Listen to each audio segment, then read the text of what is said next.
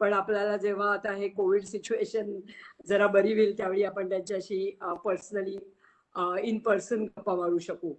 आता अनुज, तुझं खूप खूप स्वागत याच्या आमच्या माइंड जिमच्या प्लॅटफॉर्मवरती. धन्यवाद. आपण थँक्यू. आपण आज त्यांच्याबरोबर संवाद तर साधणारच आहोत, पण सद्य परिस्थिती आपल्याला कुठेतरी निगेटिव्ह संवेदनाशील कडे घेऊन जाणारी आहे असं वाटतंय. आपणच आपली सकारात्मकता ठेवायला हवी, मानसिक स्वास्थ्य जपायला हवे. यासाठी आम्ही खरं तर ह्या महिन्याला जी लोक खूप हटके काम करतात, जी काहीतरी वेगळं काम करतायत, जी पॅशनेटली काम करतायत, अशा लोकांना बोलवायचं ठरवलंय की जेणेकरून त्यांचं काम बघून आपला उत्साह, आपली उमेद वाढेल आणि आपण त्या निगेटिव्हिटीमधनं बाहेर येऊ शकू असं मला वाटलं. म्हणून आज खरं अनुज खरे यांना आपण इथे बोलवलेलं आहे. अनुज खरे यांचा एक छोटासा परिचय मी तुम्हाला करून देते. वाईल्ड लाईफ फील्डमध्ये गेली 25 वर्षे अनुज खरे काम करतायत. Honorary wild life warden for Pune district म्हणून 2 वेळा त्यांनी ते कार्यरत होते. तसंच त्यांनी eco tourism development board Maharashtra याचे ते सन्माननीय सदस्य आहेत. स्टेट वाईल्ड लाईफ ॲडवायझरी बोर्डचे ते मेंबर आहेत. नेचर वॉक चॅरिटेबल ट्रस्ट या संस्थेचे ते फाउंडर आणि विश्वस्त आहेत. 700हून अधिक टॉक शोज, स्लाइड शोज त्यांनी वाईल्ड लाईफवरती केलेले आहेत. त्यांनी मंतरलेल्या वाटा हे पुस्तक जी लोक ह्या फील्डमध्ये काम करू इच्छितात त्यांच्यासाठी लिहिलेलं आहे. तसंच अरण्यनाथ हे पुस्तक सुद्धा त्यांचं प्रकाशित झालेलं आहे. ते तबला विशारद आहेत, म्हणजे एकदम वेगळं फील्ड, पण ते तबला विशारद आहेत. आणखी एक गोष्ट त्यांची सांगायची म्हणजे आता ह्या करोनाच्या सगळ्या लॉकडाऊनच्या पिरियडमध्ये ज्या लोकांना, म्हणजे जे आदिवासी असतील कदाचित, जे निसर्गाच्या कुशीत राहणारी लोक असतील कदाचित, ज्या लोकांना अन्न मिळत नव्हतं, अन्न त्यांच्यापर्यंत पोहोचू शकत नव्हतं, अशा लोकांपर्यंत सुद्धा ते पोचलेले आहेत. आणि मला असं वाटतं की अनुज, तुम्ही ते सांगाल की काय तुम्ही ते कार्य केलं ते नक्की सांगा आम्हाला, कारण हे पण खूपच मोटिवेटिंग आहे की या पद्धतीचं काम या आत्ताच्या लॉकडाऊनच्या पिरियडमध्ये करणं. तर असं हे वर्सटाईल व्यक्तिमत्व, निसर्गाच्या सान्निध्यात रमणारं आणि निसर्गाशी नातं जोडून असणारं हे व्यक्तिमत्व आज आपल्याबरोबर आहे. तर मी आता त्यांच्या हातात सगळी सूत्र सुपूर्त करते आणि अनुज आता आपल्याशी बोलतील आणि ते काही आपल्याला दाखवतील स्लाइड्स पण. तर आपण त्यांचं ऐकूया. शेवटची 15 मिनिटं प्रश्न उत्तर होतील आणि मग आपला कार्यक्रम संपेल. तर over to Anuj. Thank you very much Anuj आल्याबद्दल. आणि परत एकदा सगळ्यांना नम्र विनंती, आपापले आपापले ऑडिओ आणि व्हिडिओ प्लीज बंद ठेवा. Thank you so much Anuradha madam. I hope माझा आवाज व्यवस्थित ऐकू येतोय? येस येस, एकदम बरोबर येतोय, एकदम बरोबर. So much. मला जिम, माइंड जिम या बेसिकली कल्पना इतकी आवडली आणि खरं तर या ऑपॉर्च्युनिटी बद्दल मी तुमचे खूप आभार मानतो. आम्ही सगळेजण निसर्गात वावरणारी लोक, आमच्यावर एक शिक्का मारलेला असतो, भटक्या विमुक्त जातीतील लोक आहात. पण मला अशी कोणी ओळख करून दिली तर जास्ती आवडतं. तुम्ही जसं सांगितलं की मागच्या वर्षी लॉकडाऊन झाला आणि खास करून शहरातल्या लोकांना माहिती असेल की बऱ्याच वेळेला आपण वेगवेगळ्या टूर्सना जात असतो, वेगवेगळ्या टूर कंपनी बरोबर जातो किंवा इंडिव्हिज्युअली जातो. कोणीतरी कानाला जातं, बांधवगडला जातं, ताडोबाला जातात, नागझिरा, नवेगाव, असंख्य व्याघ्र प्रकल्प आहेत, असंख्य अभयारण्य आहेत, त्याला आपण भेट देण्यासाठी जात असतो. या सगळ्या वाईल्ड लाईफ सँच्युरी किंवा टायगर रिझर्व्ह मध्ये एक गाईड हा बेसिकली फॉरेस्ट डिपार्टमेंटनी नेमलेला असतो. आणि फॉरेस्ट डिपार्टमेंटने जरी नेमून दिला असला तरी त्यांना अनफॉर्च्युनेटली ते मस्टरवर नसतात, पेरोलवर नसतात. तर त्यांना एखादी जिप्सी, एखादी गाडी जर का आतमध्ये गेली तर त्यांना त्याचे फक्त 300 रुपये मिळतात. आणि हॅलो अनुज, एकच मिनिट, तुझा व्हिडिओ बंद आहे, तो प्लीज ऑन कर. Okay okay. हा,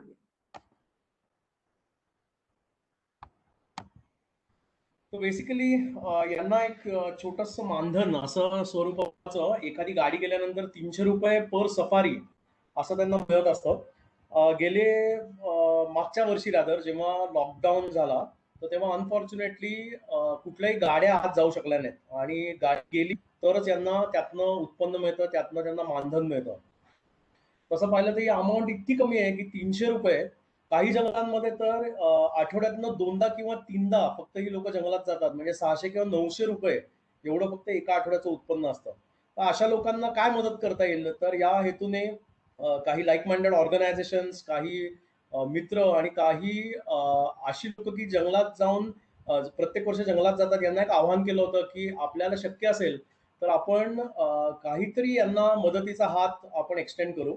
आणि मला इथे सांगायला आनंद वाटतो की मागच्या वर्षी जवळ-जवळ 375 लोकांना आपण मदत देऊ शकलो. ही मदत 2 फॉर्मॅटमध्ये होती. एक म्हणजे काही लोकांच्या खात्यामध्ये आपण ॲक्चुअली पैसे की जे त्यांच्या 2 महिन्यांचं राशन त्यांना विकत घेता येईल. तुम्हाला खोटं वाटेल पण जिथे-जिथे जंगलं आहेत, जंगलाच्या आजूबाजूला जिथे-जिथे पेरीवर छोटी-छोटी पेरी-पेरीवर गावं आहेत, तर त्यांना महिन्याचं जे राशन लागतं ते साधारण 1500 किंवा ₹1800 मध्ये येतं. आणि आम्ही लोकांना रिक्वेस्ट केली तर प्रत्येकाच्या खात्यामध्ये जवळ-जवळ ₹3000 आपण देऊ शकलो. जवळ-जवळ ₹9,75,000 उभे करून आपण या लोकांना फॉरेस्ट डिपार्टमेंटच्या मदतीने त्यांच्या खात्यामध्ये जमा करून दिले. आणि मला असं वाटतं की नेचर लव्हर्स यांनी थोडं कुठेतरी भान ठेवलं होतं की आपण जंगलात जातो आणि या अशा प्रकारच्या परिस्थितीमध्ये त्यांना मदत मिळणं गरजेचं आहे. तर म्हणून जवळ-जवळ मी म्हणल्याप्रमाणे 375 लोकांपर्यंत आपण मदत पोहोचवली. अजूनही ते कार्य चालू आहे. निसर्गात का जायचं? बरीचशी लोकं वेगवेगळ्या हेतूने निसर्गात जात असतात. काही लोकं फोटोग्राफीसाठी जात असतात. काही लोकांना आनंद मिळतो आणि काही लोकं अभ्यास करण्यासाठी जंगलात जात असतात. तर या जंगलामध्ये गेल्यानंतर आपण आपलं माइंड म्हणजे आपलं नावच बेसिकली माइंड जिम आहे. तर आत गेल्यानंतर किती विविधता आहे आणि त्यातनं काय-काय शिकायला मिळतं. बऱ्याच वेळेला आपण जी उदाहरणं देतो किंवा मी स्वतः मॅनेजमेंटचा स्टुडंट आहे. तर माझ्या असं लक्षात आलं की जेवढे मॅनेजमेंट प्रिन्सिपल्स शिकवले जातात, तर त्यातले निम्म्याहून जास्ती प्रिन्सिपल्स हे निसर्गातनं आलेले आहेत. मी तुम्हाला एक साधं उदाहरण देतो की जंगलामध्ये वाघाची ताकद आणि ऑब्व्हियसली त्याला प्रिडेटर म्हणजे अपेक्स प्रिडेटर आपण म्हणतो. पण जंगलामध्ये अजून एक इंटरेस्टिंग प्रिडेटर आहे. त्याचं नाव आहे रानकुत्रा किंवा वाईल्ड डॉग. आणि बऱ्याच वेळेला असं वेगवेगळ्या उदाहरणांमधनं समोर आलंय, की एखाद्या रानकुत्र्यांची टोळी जर का एखाद्या वाघाच्या टेरिटरीमध्ये गेली, तर वाघ देखील नमतं घेतो. काही काळासाठी त्याच्या टेरिटरीतनं बाहेर पडतो. आणि कारण ऑब्व्हियसली इथे सगळेजण टीममध्ये काम करत असतात. तर इंग्लिशमध्ये नेहमी मॅनेजमेंट प्रिन्सिपलमध्ये शिकवलं जातं, की united we stand, divided we fall. तर मला असं वाटतं एक अत्यंत इंटरेस्टिंग एक्झाम्पल हे कदाचित निसर्गाकडनंच आलेलं आहे आणि ते आता मॅनेजमेंटमध्ये शिकवलं जातं. मी काही दिवसांपूर्वी भिगवणला गेलो होतो आणि मागच्या नोव्हेंबर, डिसेंबर, जानेवारीमध्ये तुम्हाला सगळ्यांना माहिती असेल, की भिगवणला मोठ्या प्रमाणात रोहित पक्षी येतात किंवा त्यांना अग्निपंख म्हणतात, फ्लेमिंगोज. तर त्या फ्लेमिंगोजच्या दिशेला जर का बोट जायला लागली, तर ते सगळे एकत्र येतात आणि एका स्पेसिफिक डायरेक्शनला सगळेजण उडतात. तर याच्यामध्ये कुठेही पुणेरी एकही आम्हाला फ्लेमिंगो दिसला नाही, की कोणाची तरी दुमत आहे, एक दुसऱ्या बाजूला उडाला आणि बाकी सगळे एकाच डायरेक्शनला उडाले. असं न करता सगळे फ्लेमिंगोज हे एकाच डायरेक्शनला उडून गेले. म्हणजे युनिटी ऑफ कमांड आणि डिसिजन मेकिंग आणि कम्युनिकेशन इतकं पक्कं असतं. तुम्ही जर का साधारण फेब्रुवारीमध्ये थोडं फलटणच्या बाजूला किंवा बारामतीच्या बाजूला गेला, तर आपल्याकडे भोरड्या येतात.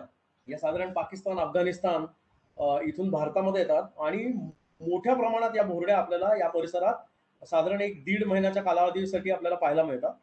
यांचं जर का आकाशात तुम्ही उडताना या जर का भोरड्या पाहिल्या, तर त्या मोठ्या संख्येने उडत असतात. पण कधीही अशी घटना घडलेली नाही की कुठेतरी त्या थव्यामध्ये एक पक्षी दुसऱ्याला धडकला. तुम्ही इमॅजिन करा की साधारण 350-400 पक्षी एका वेळेला उडत असतात.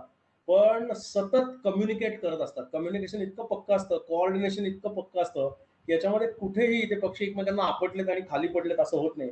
माणसांना 10 माणसांना एकत्र चालायला सांगा, त्यातले कमीत कमी 9 लोकं एकमेकांना आपटतील. तर मला असं वाटतं निसर्गात का जायचं? तर निसर्गातनं खूप गोष्टी शिकण्यासारख्या आहेत. मी तुम्हाला एक इंटरेस्टिंग उदाहरण सांगतो. मी मध्ये ताडोबाला गेलो होतो आणि ताडोबाला कोळसा नावाची एक रेंज आहे आणि त्या कोळसा रेंजमध्ये मी आणि माझा एक मित्र कोळसाला एक तलाव पण आहे. त्या तलावाच्या काठावर दुर्बीण घेऊन बसलो होतो. तर तिथे एक पाईट किंगफिशर नावाचा एक पक्षी आहे. तर त्याने एक मासा मारला आणि तो एका झाडाच्या शेंड्यावर गेला. ऐनाचं झाड होतं. ऐनाच्या शेंड्यावर बसला आणि एक 2-3 मिनिटं तो मासा असंच उन्हात धरून ठेवला. आणि नंतर एक 3 मिनिटं झाल्यानंतर त्याने तो गेला. नॉर्मली असं ऑब्झर्व करण्यात आलेलं आहे की एखाद्या खंड्यासारखा पक्षी किंवा किंगफिशर सारखा पक्षी त्यांनी मासा पकडला, मासा मारला, की झाडावर बसल्यानंतर ते मारतात आणि लगेच खाऊन टाकतात. पण हा फिनॉमिना आम्ही मोबाईल पहिल्यांदाच पाहिला विजेल होता. सिरीज बघ. सॉरी. मोबाईल विजेल. मोबाईल विजेल म्हटलं. हा हॅलो, कोणाचा तरी ऑडिओ ऑन आहे, उर्मिला प्लीज बंद करजा. उर्मिला चितळे मॅडम, तुमचं ऑडिओ बंद करता का? होत नाही, मी करून पाहिलं, होत नाहीये. मी म्यूट ऑल करते, बघू होतंय का. नाही, नाहीतर तुम्ही साइन आउट व्हा आणि मग परत जॉईन करा. ऑफ करू का सगळं? हा, पूर्ण ऑफ करा. बरं. इंटरेस्टिंग गोष्ट अशी की तो त्याचं जे ऑब्झर्वेशन होतं ते आम्ही पाहिलं आणि शास्त्रज्ञाला विचारलं, तर त्यांनी त्याच्यावरती खूप इंटरेस्टिंग कारण सांगितलं की हे करण्यामागे एक कारण होतं की जेव्हा तो पक्षी मासा पकडायचा आणि हवेमधनं तो घेऊन बसायचा, तर तेव्हा त्याच्यामध्ये त्या माशामध्ये ऑब्व्हियसली पाणी असायचं, त्याच्यामुळे त्याचा व्हॉल्यूम मोठा असायचा. उन्हात धरल्यामुळे त्या माशामधलं जे पाणी असायचं ते इव्हॅपोरेट व्हायचं, तो मासा कमी व्हायचा साईजला, श्रिंक व्हायचा आणि नंतर तो खायचा. म्हणजे किती इंटरेस्टिंग ऑब्झर्वेशन आपल्याला निसर्गात पाहायला मिळतं. निसर्गात शिकण्यासारख्या खूप गोष्टी आहेत. पण मी तुम्हाला एक छोटीशी सफर घडवणार आहे. आपण जंगलामध्ये थोडं डोकावणार आहोत आणि जंगलामध्ये काय काय दिसतंय, आपल्याकडे काय वैविध्य आहे, तर त्याचा आपण अभ्यास करणार आहोत. मी स्क्रीन शेअर करतो आणि स्क्रीन शेअर करून आपण मी म्हणलं तसं छोटीशी एक सफारी मारून येऊ जंगलामध्ये, काय काय दिसतंय त्याचा अभ्यास करू. एक इंटरेस्टिंग गोष्ट, इथे माझी एक मैत्रीण दिसते आणि माइंड जिम, त्या लोकांना मला तिला इंट्रोड्यूस करायला आवडेल. तिचं नाव नूतन. लोक काय काय करतात, हिचा अभ्यास मुंग्यांवर आहे आणि ती मुंग्यांवरती पीएचडी करते. आणि मुंग्या पण किती इंटरेस्टिंग असतात. म्हणजे आपण साखर कुठेही पडली की ऑब्व्हियसली तिथे मुंग्या दिसतात, तर त्या मुंग्या येतात कशा आणि त्यांना दिशा कशी कळते, तर अत्यंत इंटरेस्टिंग आहे. कधीतरी आपण तिचा पण टॉक घेऊ. मी स्क्रीन शेअर करतो.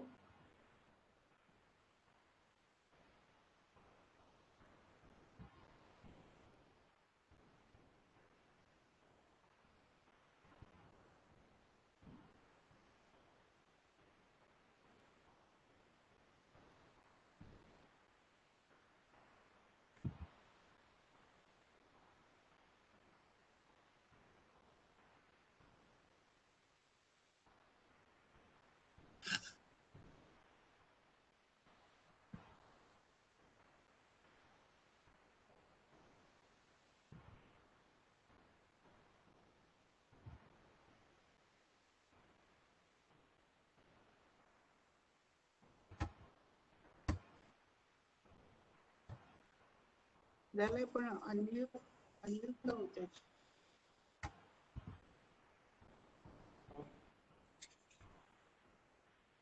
मॅडम दिसतोय? हो, दिसतंय. ओके.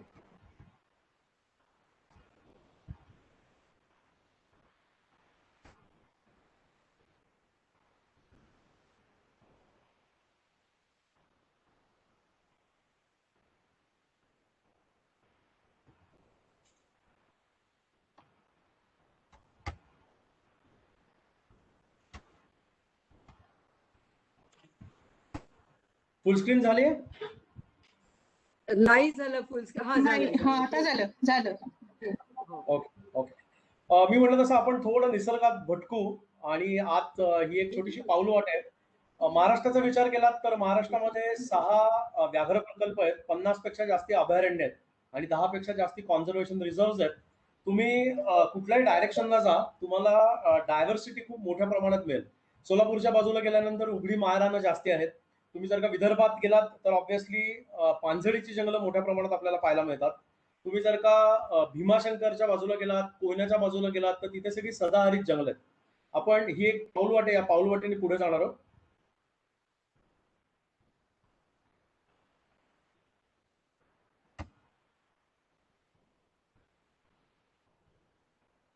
एकच मिनिट हा.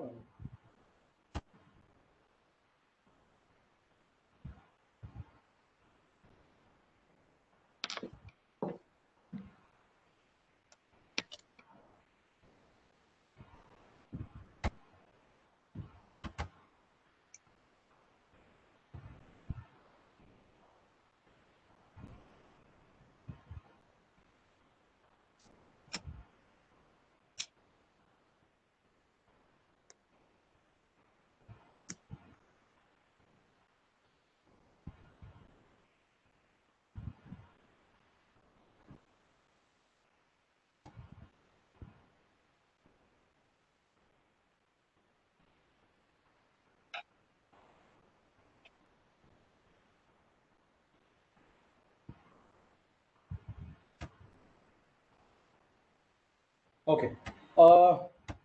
मी म्हटलं त्याप्रमाणे महाराष्ट्रातलं जर का जंगलांचं जाळं पाहिलं, आपण थोडं सोलापूरच्या बाजूला गेल्यानंतर तिथे कमी पावसाचा परिसर आहे सगळा, त्याच्यामुळे तिथे दिसणारे प्राणी वेगळे आहेत. थोडं भीमाशंकरच्या बाजूला गेल्यानंतर तिथे दिसणारे प्राणी वेगळे आहेत. नगरच्या बाजूला गेल्यानंतर तिकडची जी डायव्हर्सिटी आहे ती चेंज होते. विदर्भात गेल्यानंतर तिथे सगळं ड्राय डेसिडियस फॉरेस्ट आहे. तर जंगलांचे प्रकार जर का पाहिले तर ते आपल्या रिजन प्रमाणे बदलतात. ऑब्व्हियसली रिजन प्रमाणे बदलले की तिकडची डायव्हर्सिटी बदलते. आपल्याकडे पानझडीचं जंगल आहे, आपल्याकडे सदाहरित जंगल आहे, निमसदाहरित जंगल आहे, मॉइस्ट डेसिडियस म्हणजे पुढे मी तुम्हाला त्या जंगलाचे काही फोटोज दाखवीनच. मॅनग्रुव्ज म्हणजे खारफुटीची जंगल पण आहेत. तुम्ही जर का कोकणामध्ये गेलात किंवा मुंबईच्या परिसरात गेलात तर तिथे अजूनही आपल्याला मॅनग्रुव्ज दिसतात. उन्हाळ्यात त्या जंगलांचा खास करून जिथे जिथे पानझडीचे जंगल आहेत तर त्यांना पानझडीचं जंगल का म्हणलं या फोटोवरनं तुमच्या लक्षात येईल की इथे साधारण मार्च पासून पानझड चालू होते आणि एप्रिल मे पर्यंत झाडांना कुठेही पानं नसतात, पानं सगळी गळलेली असतात. अशा ठिकाणी मात्र प्राणी बघायला त्या मानाने सोपं जातं, कारण झाडांना पानं नसल्यामुळे अडथळा कुठलाच नसतो. आणि एखाद्या डोंगरावरनं जर का एखादं खाली उतरणारा अस्वल असेल तर काळ्या रंगाचं अस्वल हे तुम्हाला आरामात पाहता येतं. दुसरं की तुम्हाला जर का प्राणी बघायचे असतील मोठ्या प्रमाणात तर ऑब्व्हियसली हा सीझन सगळ्यात अप्रोप्रिएट समजला जातो. त्याचं कारण की टेम्परेचर साधारण 47-48 डिग्री पर्यंत पोहोचलं असतं. नॅचरल वॉटर रिसोर्सेस असतात ते सगळे श्रिंक व्हायला लागतात आणि जिथे पाणी शिल्लक आहे अशा ठिकाणी मात्र तुम्हाला मोठ्या प्रमाणात कॉंग्रिगेशन प्राणी पाणी पिण्यासाठी आलेले आपल्याला पाहायला मिळतात. हे विदर्भातलं एक जंगल आहे, याचं नाव नागझिरा. आणि आपल्याकडे प्रत्येक जंगल आहे त्याला देखील त्या नावांना अर्थ आहेत. बऱ्याच लोक जंगलात जाऊन येतात आणि त्यांना विचारलं की नागझिराला जाऊन आलात पण जंगलाचा नाव जे आहे नागझिरा हे का पडलं माहितीये का, तर त्याची उत्तर अनफॉर्च्युनेटली देऊ शकत नाहीत. खूप इंटरेस्टिंग नाव आहे. इथे कुणी एकेकाळी मोठ्या प्रमाणात हत्तींचं वास्तव्य होतं आणि संस्कृतमध्ये नाग म्हणजे हत्ती, झरा म्हणजे ऑब्व्हियसली पाण्याचा स्रोत. गोंदिया आणि भंडारा ब्लँकेट काढून घ्यायचं का पावसाने ओलं व्हायचं ना. गोंदिया आणि भंडारा या जिल्ह्यांमध्ये जवळजवळ 40,000 तळ्यांची नोंद आहे. तर त्याच्यामुळे या जंगलाला नाव पडलंय नागझिरा. तुम्हाला सगळ्यांना किरण पुरंदरे माहिती असतील, तर किरणनी पुणे शहर हे सोडून पूर्णपणे त्याचं वास्तव्य हे नागझिरामध्ये हलवलं आहे. बऱ्याच वेळेला आपल्या गरजा ज्या असतात तर त्या तशा लिमिटेड असतात, पण आपण शहरात असल्यामुळे आपल्याला कुठे ते कंट्रोल करता येत नाही किंवा आपल्याला त्याचा अंदाज येत नाही. काही नको असलेल्या गोष्टी देखील आपण विकत घेतो, आपण बळी पडतो. पण जंगलात गेल्यानंतर लक्षात येतं की तिकडच्या लोकांच्या गरजा खूप कमी आहेत. मी तुम्हाला उदाहरण सांगितलं की एक कुटुंब गोंड आदिवासीचं त्याला महिन्याभराचं राशन हे साधारण 1500 रुपयात पुरतं. आपण इथे हॉटेलमध्ये गेल्यानंतर 1500, 1600, 1700, 1800 रुपयाचं बिल एका वेळेचं करत असतो, पण यांच्या गरजा खूप कमी असतात. आदिवासी लोकांना जंगलाच्या पेरिफेरीवरती किंवा बफर झोन मध्ये काही ठिकाणी जंगलातले मायनर फॉरेस्ट प्रोडक्ट्स गोळा करायला परमिशन असते. उदाहरण या सीझन मध्ये मोहा फुलतो आणि मोहाची फुलं ही वेचायला परमिशन नसते. तेंडू नावाचं एक झाड आहे, त्याच्यापासून बिड्या बनवतात, तर तेंडू पण ऑफिशियली कलेक्ट करायला परमिशन असते. आपण जर का पश्चिम महाराष्ट्रात आलो तर शिकेकाई मोठ्या प्रमाणात आहे, हिरडा आहे, भेडा आहे, आवळा आहे. तर या सगळ्यांचं कलेक्शन लोकल लोकांना हे ऑफिशियली अलाव केलं असतं. मी म्हणलं तसं की या जंगलामध्ये तुम्ही जर का उन्हाळ्यात गेलात तर पक्षी प्राणी मोठ्या प्रमाणात दिसतात, पण टेम्परेचर 47-48 डिग्री असतं. इंग्लिशमध्ये एक म्हण आहे की नो गेन्स विदाउट पेन्स. तर मला असं वाटतं तेवढं जर का पेन घ्यायची ताकद असेल तर मात्र आपण वाईल्ड लाईफ खूप चांगल्या पद्धतीने मोठ्या प्रमाणात आपल्याला पाहायला मिळते. जंगलात जर किती वर्णन केलं म्हणजे जंगल आज उठून आपण लगेच जाऊ शकतो का, तर असं नाही जात आहेत. त्याचे काही रूल्स अँड रेग्युलेशन्स आहेत, वन विभागाने काही नियम बनवलेले आहेत. सगळ्यात पहिला नियम जो असतो तो सनराईज टू सनसेट. जंगलातली जी भ्रमंती असते तर ती ऑब्व्हियसली सूर्योदयापासून सूर्यास्तापर्यंतच असते. सूर्यास्तानंतर मात्र माणसाला दिसू शकत नाही आणि त्यावेळेला जंगलात जाणं हे बऱ्याच वेळेला धोकादायक असू शकतं. काही ठिकाणी फॉरेस्ट डिपार्टमेंटनी पेट्रोलिंग म्हणून फॉरेस्ट डिपार्टमेंटनी ऑफिशियली एक इव्हिनिंग सफारी चालू केलेली आहे. म्हणजे काम वन विभागाचं, पैसे टुरिस्टचे.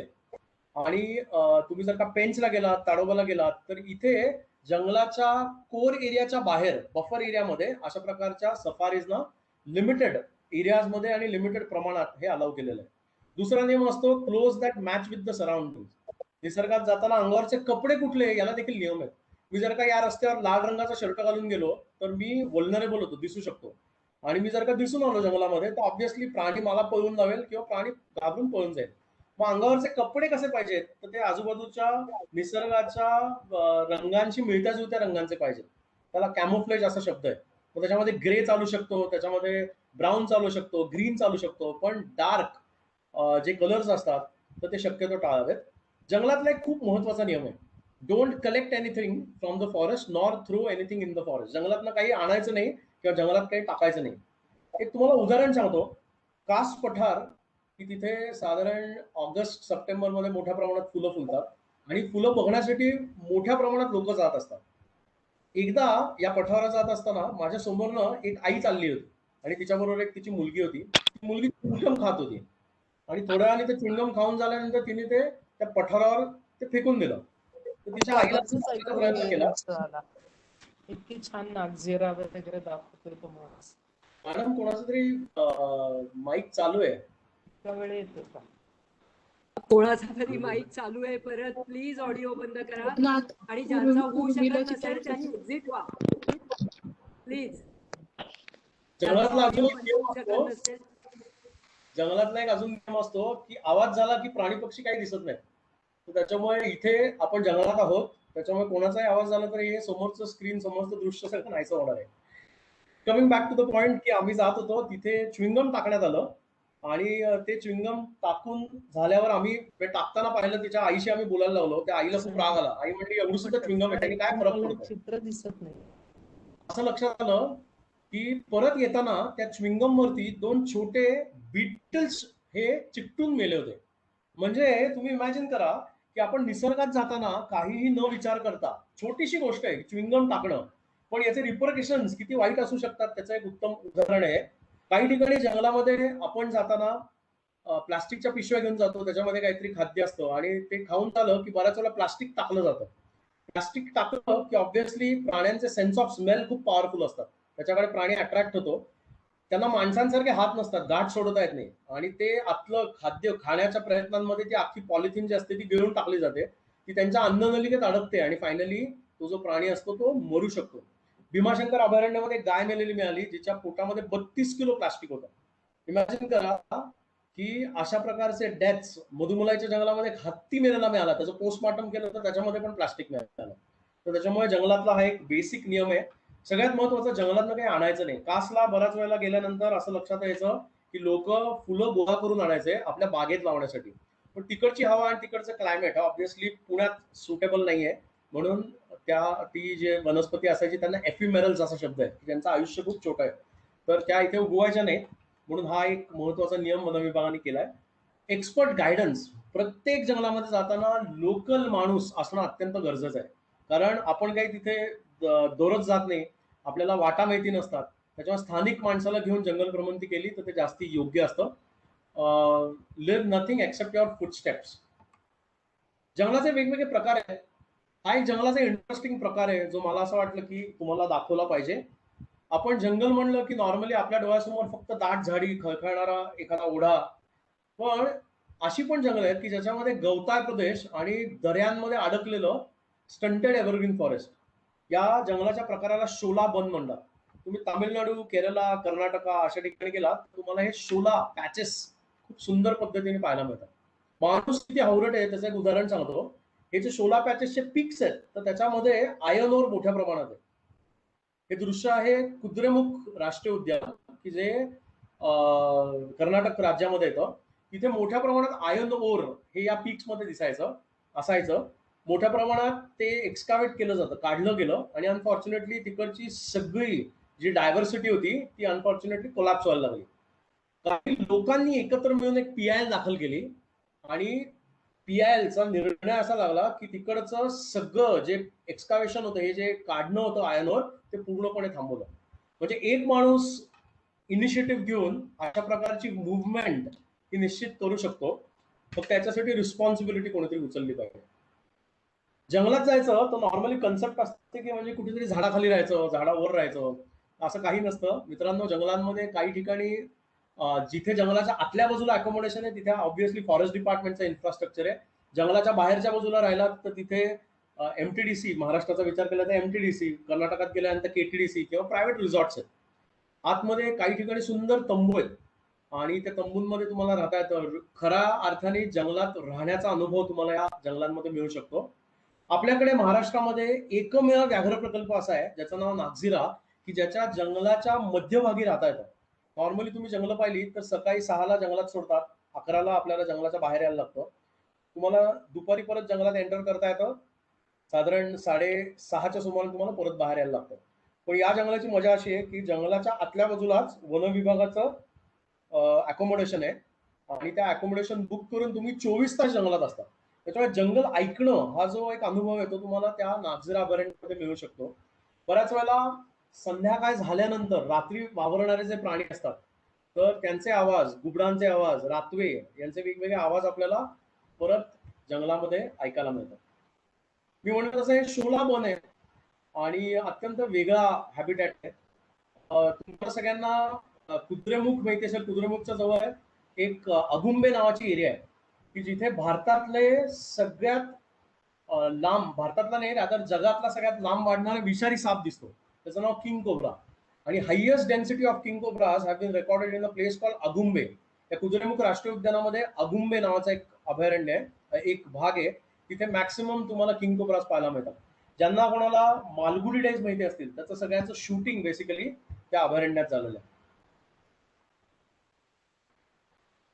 प्रत्येक महिन्यामध्ये जंगलाचं रूप बदलत असतं. उन्हाळ्यातलं जंगल मी मगाशी दाखवलं, तेच जंगल पाऊस पडल्यानंतर कसं दिसतं. आणि या जंगलामध्ये जर का तुम्ही बसलात तर जेवढा आवाज तुम्ही कराल तेवढाच आवाज फक्त आपल्याला ऐकू येतो. बाकी सतत प्राण्यांचे, पक्ष्यांचे आवाज आपल्याला ऐकायला मिळतात. हे नागझिराचं अभयारण्य आहे. सो या डोंगराचं नाव आहे नागदेव पहाडी. आपल्याकडे अजून एक सुंदर अभयारण्य आहे, त्याचं नाव कोयना. त्याला गमतीमध्ये आम्ही इंडियाज आन्सर टू अमेझॉन म्हणतो. इथे कुठेही कच्चे रस्ते नाही आहेत. इथे बोटीने प्रवास करायला लागतो. सफारीसाठी आतमध्ये कुठेही रस्ते नाही आहेत. बोट हे बेसिकली कोयना धरणाच्या पाणलोट क्षेत्रात अडकलेलं जंगल आहे आणि हायली इनॲक्सेसिबल आहे. म्हणजे जायचं असेल तर बोटीने जायला लागतं. एखादा ओढा खाली आलेला असेल तिथे बोट लावायची आणि ओढ्याचाच मार्ग पकडून जंगलामध्ये भ्रमंती करता येते. या जंगलामध्ये असंख्य लिचेस आहेत, म्हणजे जळवा आहेत. तुम्ही जर का हिवाळ्यात गेल्यानंतर खूप मोठ्या प्रमाणात इथे आपल्याला टिक्स लागू शकतात. टिक्स म्हणजे गोचिडा जंगलातल्या. किती सुंदर आहे बघा. आणि मी म्हणलं तसं की याला गमतीमध्ये इंडियाज आन्सर टू अमेझॉन हे का म्हणतात हे ऍक्च्युअली तिथे गेल्यानंतर कळतं. मोठ्या मोठ्या वेली आहेत. निटम नावाचे एक वनस्पती आहे, त्याच्या ते मोठे वुडी क्लाइंबर्स आहेत. त्यानंतर एंटाडा नावाचा एक वेल आहे. या कुठेतरी पाण्याच्या कडेला बोट लावायची आणि मग सगळा हा परिसर चालत फिरायचा. आपण म्हणजे माणूस की ज्याला आपण सगळ्यात जास्त हुशार प्राणी समजतो, तो जंगलामध्ये जर का नुसता गेला तर तो कम्प्लिटली कंडू शकतो. म्हणजे इथे निसर्ग किती मोठा आहे याचा अंदाज येतो. काही ठिकाणी मात्र कच्चे रस्ते आहेत आणि अशा रस्त्यांवरती तुम्हाला जीपनी किंवा हत्तींच्या पाठीवर बसून सफारी करण्याची परमिशन आहे. जंगलातले छोटे छोटे घटक असतात पण खूप शिकवून जातात. आपल्याला लहानपणापासून शिकवलं असतं की बेडकाचा आवाज कसा असतो, तर बेडूक डराडोरा आवाज काढतो. मित्रांनो, मी जवळजवळ 25 वर्ष फिरतो. डराडोराव हा आवाज कमी, पण याच्या व्यतिरिक्त इतके सुंदर बेडकांचे आवाज असतात. बऱ्याच वेळेला असं वाटतं की अरे कुठला तरी मोबाईलचा रिंगटोन वाजतोय, तर ते जवळ पाहिल्यानंतर लक्षात येतं की अरे बेडकांचे आवाज आहेत. बेडूक बघायचे असतील तर आपल्याकडे आंबोली परिसर आहे. आंबोली परिसरात जर का तुम्ही पावसाळ्यात गेलात तर खूप मोठ्या प्रमाणात बेडकांचे वेगवेगळ्या प्रकारचे आवाज ऐकायला मिळतात. म्हणजे किती डायव्हर्सिटी आहे हे आपल्याला त्या अभयारण्यामध्ये फिरून आपल्या लक्षात येऊ शकतं. आता जंगलात जायचं म्हणजे फक्त मोठाच प्राणी दिसला पाहिजे असा खूप लोकांचा आग्रह असतो. उदाहरण सांगतो, बऱ्याच वेळेला लोक जंगलात जातात आणि एक कॉमन डायलॉग असतो दिखा क्या. तो दिखा क्या याचा अर्थ असतो की टायगर देखा क्या. तर नॉर्मली जी लोक जातात ती फक्त वाघ बघायला जातात, पण वाघाच्या व्यतिरिक्त इतर असंख्य छोटे छोटे जीव असतात जे जास्ती इंटरेस्टिंग असतात. ऑब्व्हियसली टायगर रिझर्व्ह मध्ये टायगर बघायला लोक येणं याच्यात काही चूक नाहीये, पण त्याच्या मागे लागून आपण बाकीच्या छोट्या छोट्या गोष्टी ज्या असतात तर त्या अनफॉर्च्युनेटली त्यातला जो आनंद घ्यायचा असतो बघण्याचा तो नाहीसा होतो. इंटरेस्टिंग किडा आहे, याचं नाव आहे सिकाडा आणि याला इंग्लिशमध्ये म्हणजे इंग्लिश नेम आहे सिकाडा. एका ठिकाणी मी एक मुलांचा ग्रुप घेऊन गेलो होतो आणि याच्यामध्ये एक मजा अशी असते की फिमेल ज्या असतात, माद्या ज्या असतात त्या आवाज करू शकत नाही आणि नर फक्त आवाज करतात. तर मी कोणाला तरी सांगत होतो की इंग्लिशमध्ये एक म्हण आहे, happy the cicadas life who has a voiceless wife. तर माझ्याबरोबर काही गोंड आदिवासी होते, रूपचंद बलावे म्हणून माझा मित्र होता. तो म्हणला, दादा ते इंग्रजी आम्हाला माहिती नाही, आमच्याकडे याला जोंदुर्ला असा शब्द आहे आणि याला या जोंदुर्ल्यावरनं एक म्हण आहे. मी त्याला म्हणलं कस काय म्हण आहे, तर जे मी इंग्लिशमध्ये बोललो तेच त्याने सोप्या भाषेत सांगितलं. तो म्हणला, जोंदुर्ल्याचे जीवन सुखी कारण त्याची बायको मुखी. मला असं वाटतं अशा प्रकारे जर का कोणी निसर्ग उलगडून दाखवला तर त्याच्यामध्ये जास्ती मजा येते आणि जास्ती शिकायला मिळतं. सिकाडा हे नॉर्मली एप्रिल मे मध्ये जास्त ऍक्टिव्ह असतात. तुम्ही जर का आपल्या परिसरामध्ये जेवढे गड आहेत, सिंहगड आहे, राजगड आहे, तोरणा आहे, तिथे जर का मार्च एप्रिल मे मध्ये गेला तर दिवसा हे सगळे डायर्नल आहेत. कर असा एक सतत कानी आपल्याला आवाज पडत असतो, तो या सिकाडा असतो. रात्री जे ओरडतात त्यांना रातकिडे म्हणतात किंवा त्यांना क्रिकेट्स म्हणतात. ऑब्व्हियसली जंगलात गेल्यानंतर साप पण मोठ्या प्रमाणात आहेत. बऱ्याच लोकांची कल्पना असते की साप म्हणजे आपल्या अंगावर येणार आणि चावणार, पण बऱ्याचशा या मिसकन्सेप्शन्समुळे, गैरसमजुतींमुळे अनफॉर्च्युनेटली साप मोठ्या प्रमाणात मारले जातात. हा एक इंटरेस्टिंग साप आहे. त्याच्या समोरच्या बाजूला 2 पिट्स दिसत आहेत, तर ते सेन्सरी ऑर्गन्स आहेत, त्यांना त्यातलं टेम्परेचर कळतं बेसिकली. आणि याचं नाव आहे बांबू पिट वायपर, मराठीमध्ये चापडा. नॉर्मली जिथे बांबूच्या रांजा असतात अशा ठिकाणी तुम्ही भीमाशंकर, आंबोली अशा परिसरात गेलात तर आपल्याला हे वायपर नाव जातीतले साप पाहायला मिळतात. हा निमविषारी साप आहे, म्हणजे यांनी माणूस कदाचित मरणार नाही पण त्याला वेदना खूप होती. त्याला विषाचे दात असतात. मागच्या बाजूला विषाची जी ग्रंथी असते तर त्याच्यामध्ये आपली जशी सलाया असते तसं ते कंटिन्युअसली ती जी विष असते ते जनरेट केलं जातं आणि ऑब्व्हियसली जो प्रे असेल तर त्याच्यामध्ये ते इंजेक्ट केलं जातं. बांबू पिट वायपर ओळखण्याची सोपी खूण म्हणजे त्रिकोणी डोकं, हमण किंवा रॅटस्नेक. किती इंटरेस्टिंग गोष्ट आहे बघा. या प्रत्येक सापाची जर का मुवमेंट पाहिली नीट तर सतत जीभ आत बाहेर करून आपल्याला जाताना दिसतात. ही जीभ आत बाहेर करण्यामागे कारण असतं की त्याची जी जीभ आहे तर ती बायफर्केटेड आहे आणि वरच्या बाजूला ती स्टिकी आहे आणि टाळ जी असते त्या टाळ्यामध्ये एक ऑर्गन असतो, त्याला जॅकॉब्सन ऑर्गन म्हणतात. एखादा प्राणी इकडून तिकडे गेला की त्याचे स्मेल पार्टिकल्स हवेत सोडले जातात आणि मग हे स्मेल पार्टिकल्स या जिभेला चिकटतात आणि मग ती जीभ आतमध्ये फोल्ड केली जाते. आपण जसं लॅबोरेटरीमध्ये आपलं रक्त तपासायला देतो आणि मग आपल्याला कळतं की आपल्या रक्तामध्ये काय गोष्टी आहेत याचा आपल्याला एक रिपोर्ट मिळतो, तर तसंच एका लॅबोरेटरी सारखं ते स्मेल पार्टिकल्स टाळ्याच्या आतमध्ये असलेल्या जॅकॉब्सन ऑर्गन मध्ये चिकटवले जातात आणि मग या सापाला कळतं की समोर काय आहे. तर किती इंटरेस्टिंग आहे बघा हे. याला फार्मर्स फ्रेंड म्हणतात, शेतकऱ्यांचा मित्र आहे, कारण ऑब्व्हियसली रोडंट्स वरती कंट्रोल करणारा एक अत्यंत महत्वाचा हा प्राणी आहे. जर का रोडंट्स वरती कंट्रोल ठेवला गेला नाही तर मोठ्या प्रमाणात नुकसान होऊ शकतं. आपल्याकडे 4 विषारी साप आहेत, प्रमुख 4. याच्या व्यतिरिक्त पण आहेत, पण जे कॉमन दिसतात असे 4 विषारी साप, त्यातली ही जी विषारी साप, हा जो विषारी साप आहे याचं नाव आहे क्रेट किंवा मराठीमध्ये मण्यार म्हणतात. याचे दात आकाराने खूप छोटे असतात, पटकन चावलेलं कळत नाही. साधारण 3.5-4 तासानंतर हळूहळू रिॲक्शन यायला लागते आणि जोपर्यंत कळतं तोपर्यंत उशीर झालेला असतो. बऱ्याचशा केसेसमध्ये अनफॉर्च्युनेटली याच्यामध्ये डेथ रेकॉर्डेड आहे. आकाराने याचे दात खूप छोटे असतात. आपल्याकडे विषाचे 2 प्रकार आहेत, एकाला हिमोटॉक्सिक म्हणतात, दुसऱ्याला न्यूरोटॉक्सिक. आणि एक जे आहे ते आपल्या ब्लड सेल्स वरती काम करतं आणि दुसरं जे आहे ते नर्वस सिस्टीम वरती. दुसरा विषारी साप इंग्लिशमध्ये सॉ स्केल्ड वायपर, मराठीमध्ये पुरस. जिथे उघडे मायरान आहेत अशा दगडांच्या, त्या मायरानांवरच्या दगडांच्या खालच्या बाजूला आपल्याला पाहायला मिळतात. परत व्हेनमस स्नेक आहे, ओळखण्याची सोपी खूण, डोक्यावरती एरो शेप्ड मार्क. तिसरा विषारी साप म्हणजे घोणस किंवा पुरस, आकाराने मोठा आणि बऱ्याच वेळेला जवळ गेल्यानंतर कुकरच्या शिट्टीचा जसा आवाज असतो तर तशी धोक्याची सूचना बेसिकली हे साप देतात. महत्वाची गोष्ट की कुठलाही साप स्वतः येऊन चावत नाही. जर का चुकून त्याच्यावर पाय पडला किंवा तो चुकून कॉर्नर झाला तरच फक्त तो अटॅक करू शकतो. मी म्हणलं तसं की आपल्याकडे 4च विषारी साप आहेत, बाकीचे साप सगळे निमविषारी किंवा बिनविषारी साप आहेत. आणि ऑब्व्हियसली चौथा साप विषारी आपल्याकडे दिसणारा म्हणजे कोब्रा. याच्या मागच्या बाजूला, फण्याच्या मागच्या बाजूला मोडी लिपीतला 10 असतो, ती त्याची ओळख आहे. मी मगाशी सांगितलं जगातला सर्वात लांब वाढणारा साप म्हणजे किंग कोब्रा, जो तुम्हाला स्क्रीनवर दिसतोय. हा आणीचा जो साप आहे, कोब्रा म्हणजे नाग आहे, तर तो साधारण 6.5-7 फुटापर्यंत वाढू शकतो. माणसाला चावला तर साधारण 40 मिनिटापर्यंत, 40 ते 50 मिनिटापर्यंत त्याला हॉस्पिटलमध्ये नेऊन त्याच्यावर ट्रीटमेंट करून तो बरा येऊ शकतो. पण जर का किंग कोब्रा चावला तर साधारण 2.5 ते 3 मिनिटात माणूस मेल्याचे रेकॉर्ड्स आहेत. त्याचं कारण की एखादा विषारी साप चावला तर 0.5 ml एवढंच साधारण विष हे तुमच्या रक्तात भिनलं जातं. पण एखादा जर का विषारी साप चावला तर 18 L विष हे बेसिकली ओतलं जातं.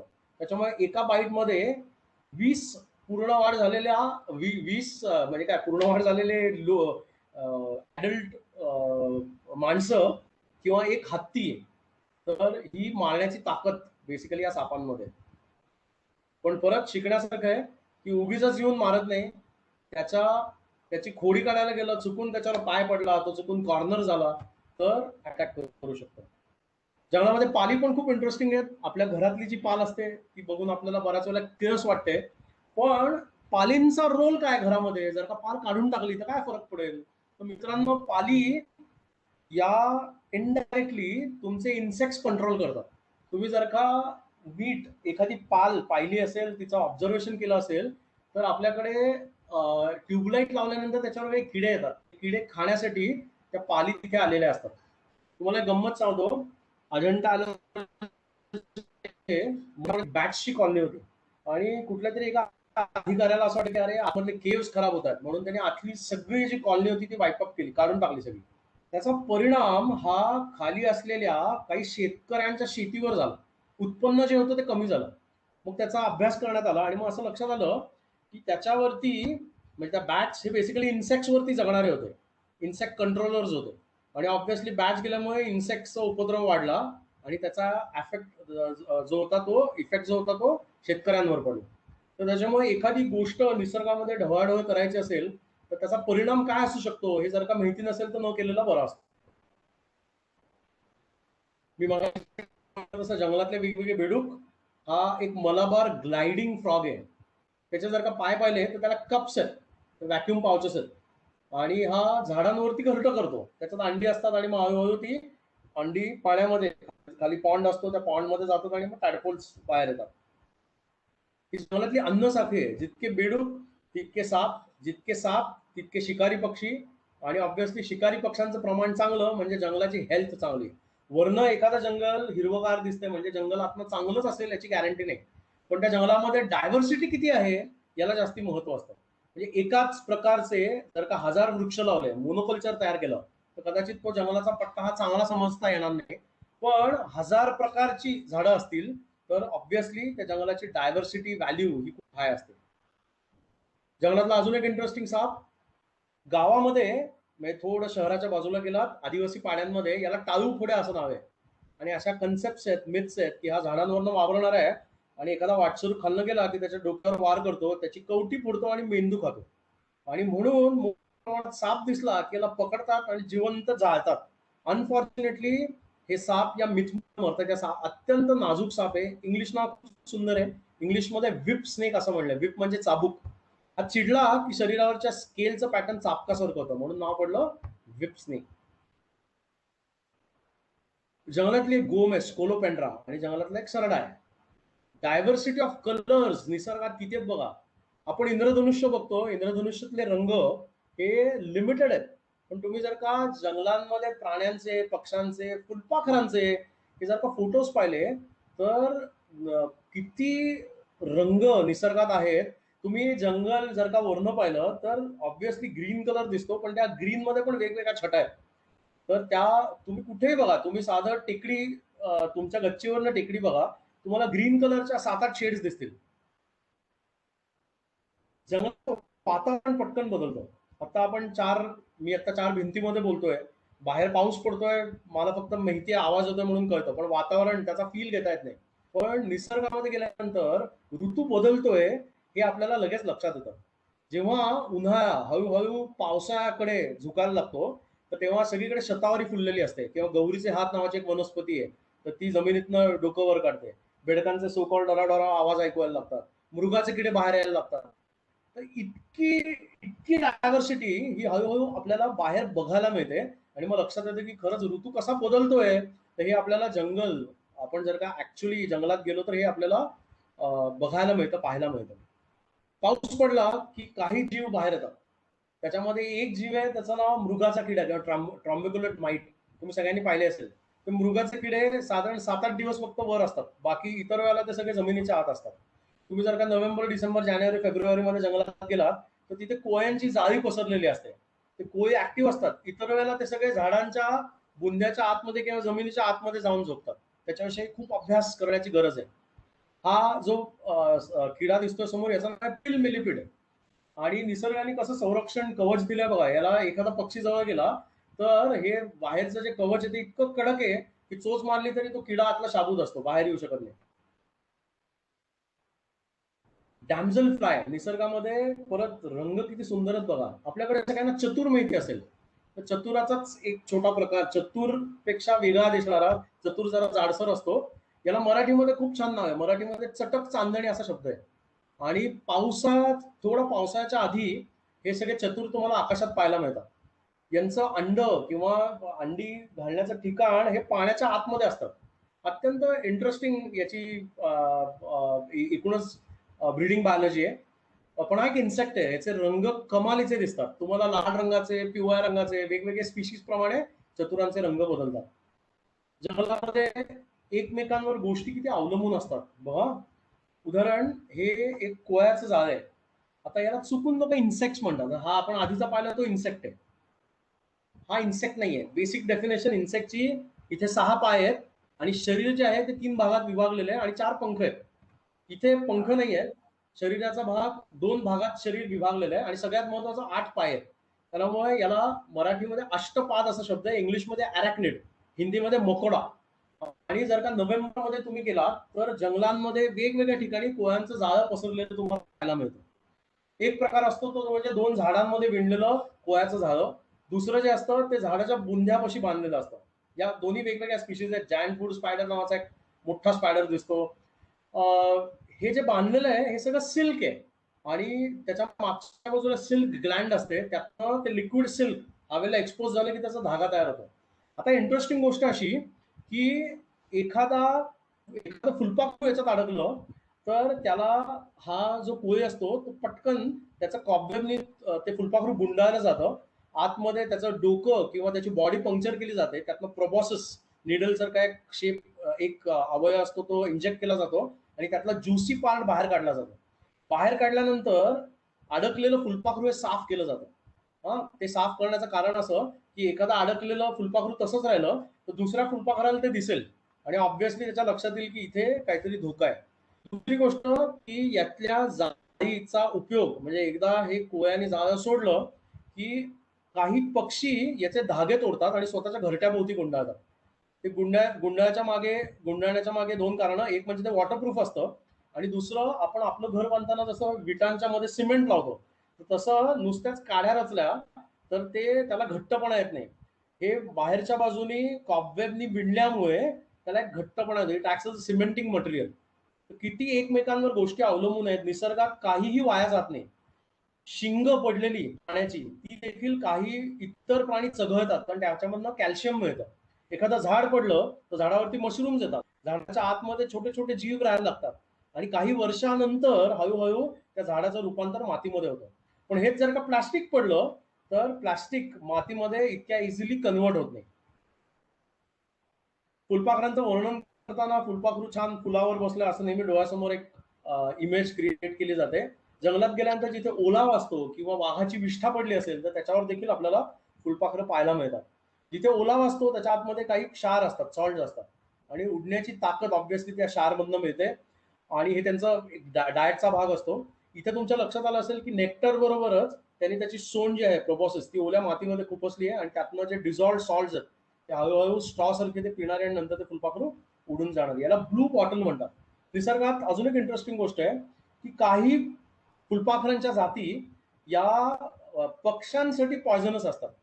म्हणजे ते जर का फुलपाखरू खाल्लं तर त्या पक्ष्यांचा बीपी वाढतं, त्यांचा हार्ट रेट वाढतो, त्यांचा पंच वाढतो आणि मग ते आयुष्यभरासाठी लक्षात ठेवतात की अशा पॅटर्नची फुलपाखरं खायची नाहीत. निसर्गामध्ये प्लेन टायगर, कॉमन क्रो ही सगळी मिल्कवीड नावाच्या एका जातीतली फुलपाखरं आहेत. मिल्कवीड म्हणजे रुई. रुई त्यातलं एक प्लांट आहे की ज्याच्यावरती ही फुलपाखरं ब्रीड होतात. मी मगाशी तुम्हाला कोयाचं जाळं सांगितलं. झाडाच्या बुंध्याला हे कोयाचं जाळं आहे. एक इंटरेस्टिंग गोष्ट की याच्यामध्ये मादी आकाराने मोठी असते. या सगळ्या कोयांमध्ये ही बेसिकली फिमेल डॉमिनंट सोसायटी आहे आणि याच्यामध्ये कोयाच्या मादीचा आकार मोठा आहे. नर जो असतो तो याच्या 1/8 असतो आणि बऱ्याच वेळेला ब्रीडिंग झाल्यानंतर म्हणजे मेटिंग झाल्यानंतर मेल तिथून पळ काढतो आणि फिमेल त्याला पकडायचा प्रयत्न करते, पकडून बेसिकली खाऊन टाकते. त्याचं कारण असं की जेव्हा ती कॅरिंग असते तेव्हा तिला प्रोटीन्सची गरज असते. किती इंटरेस्टिंग आहे बघा. उन्हाळ्यात गेलं तर निसर्गाचा असा एक वेगळं रूप पाहायला मिळतं. तुम्ही जर का ताडोबा, नागझिरा, नवेगाव, पेंच, चपरा, टिपेश्वर अशा ठिकाणी गेला पानझडीच्या जंगलामध्ये तर झाडाची पानं झडलेली दिसतात आणि तेव्हा मात्र हे जंगल सगळं खराट्यासारखं दिसतं. पाण्याचं महत्व किती असतं हे बेसिकली माणसाला कळत नाही एवढं, पण ते निसर्गात डोकवल्यानंतर आपल्याला लक्षात येतं. मी तुम्हाला काही उदाहरण नंतर दाखवेन. नॅचरल वॉटर रिसोर्सेस श्रिंक होतात, मी सांगितलं मगाशी त्याप्रमाणे. मग वन विभागाने काही कृत्रिम पाणवठे बनवलेले आहेत. तिथे मोठ्या प्रमाणात हे पक्षी पाणी पिण्यासाठी येतात. हा एक भृंगराज नावाचा पक्षी आहे.